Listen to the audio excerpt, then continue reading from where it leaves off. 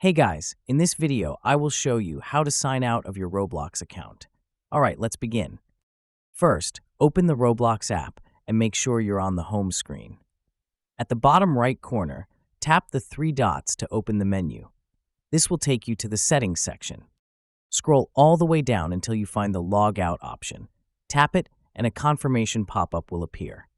Select Logout again to confirm and exit your account. Before signing out, make sure you remember your password. If you don't, recovering your account may be difficult. It's best to have a recovery email or phone number linked to your Roblox account so you can reset your password if needed. Once you log out, you'll be redirected to the Roblox login screen. From there, you can sign in again with your existing account or use a different one. So that's basically how you can sign out of your Roblox account. And that's it for this video. If you find this helpful, consider subscribing and giving this a big thumbs up. Thanks.